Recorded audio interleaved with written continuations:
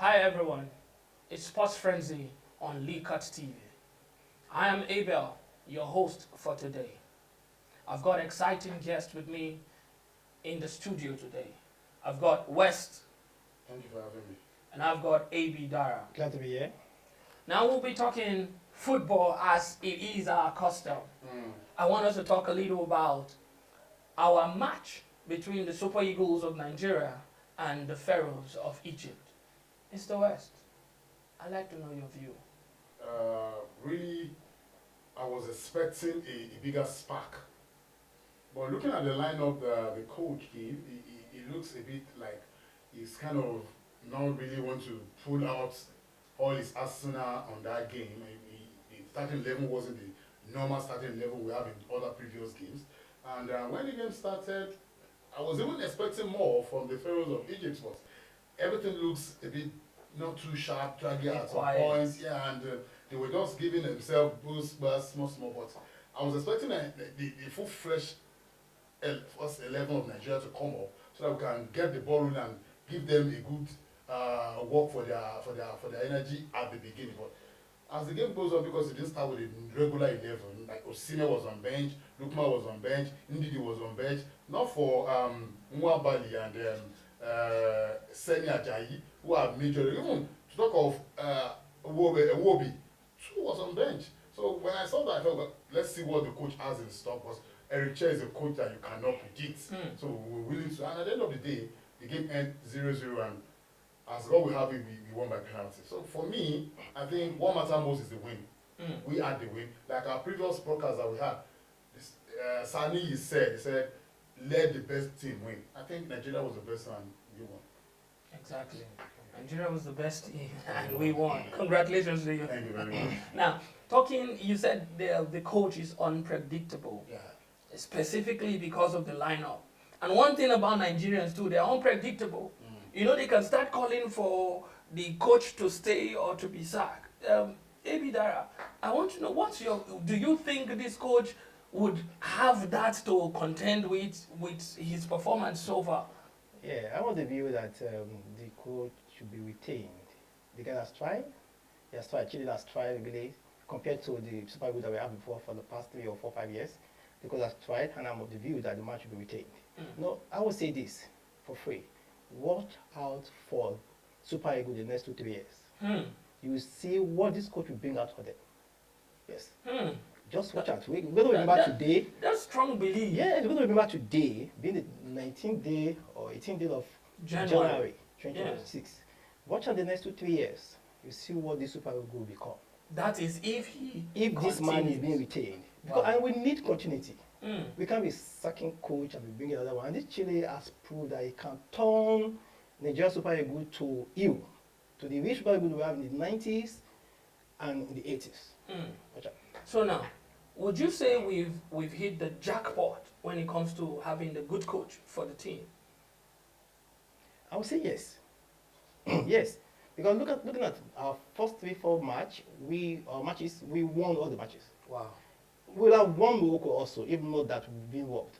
I think we shouldn't talk about that. Well, we'll not talk about that. If I may add, for me, when it comes to this idea of who is the gaffer for Super Eagles, I think Eric Chair has really made a name for himself. Yeah.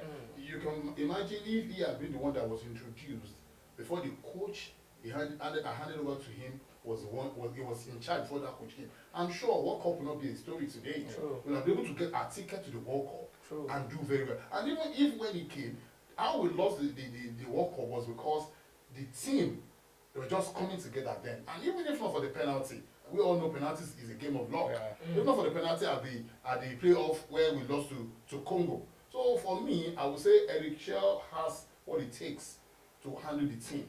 He has what it takes technically. He has what it takes in terms of relationship. Because coaching doesn't just end about technicality. You need to have what it takes to understand the feeling of each of these players and know how to fuse it together to get the results. Wow. So I think Eric Chair should still remain as a gaffer for Super Eagles. All right, I know he's hearing. He would like you for this. Now, you know, as coaching evolves, players to evolve, and AFCON would be ending today. players are beginning to say, this is my last one. Mo Salah is retiring. Who is next? Who's going to retire? Who's next? Mr. West. Yeah, Mo Salah has gotten to he has got his own bus stop. He's stopping with the bus and getting out from the bus. I know of Mahrez too. He's stepping down. If you look at in the next cup, before we play the next Nations Cup, which is coming up in the year 2027, we're sure that some other players, probably in Super Eagles, might also step out. A player like Ndidi, I can't say. And even if you go to that next Nations Cup, it can't be like the Ndidi that we just had in this AFCON that just. So I believe as time goes by, God spare our life, if the injury does not eat anyone of them that is so hard, injuries also has a big impact in the life of players. If none of them is being struck by any very fun injury, we will still see some of them, but I'm sure it is close, and some other African players that we might not be able to mention right now. That's a wonderful one. I'm talking about the match for today, the final of the AFCON. So what's your expectation? Who's going to win? Senegal, Morocco? What are you looking at, AB? I'm actually expecting Senegal to win.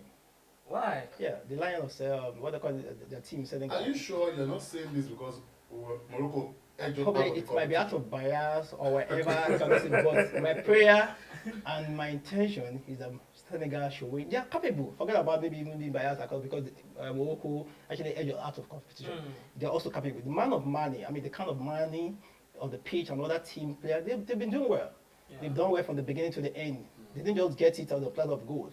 They've done well. They've played well also. The only thing I know is that the same way we played against Morocco, and we played against not just the players on the pitch only, against the audience or what they call them, the 13 member of the pitch and the referee. The same way today, Senegal should be ready to play against the same team too also. Yeah. So they should be ready. But I believe and I want to hope seriously that they are going to win the match today. Wow. Yes. Wow. They're going to win the match today. West, do you have the same view? Well, in my own view, I will want to follow, where I come from. They say the elders lead and the followers follow.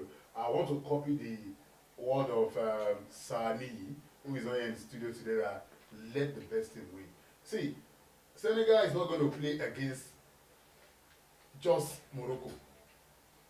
On the latter, they're going to play against the audience. They play against the referee. Don't be surprised if they, just on the latter one, don't be surprised if they put Moroccan referee. But the fact remains that Senegal should be ready for a war. It's not going to be easy.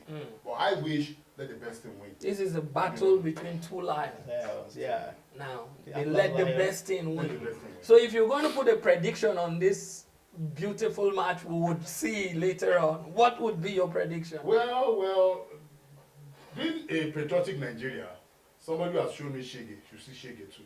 So I will tip Senegal to win. But if Senegal do well, they should win. But Give us a for scoreline. my prediction, I will say 2-1 in favor Ebi of Dara. Senegal.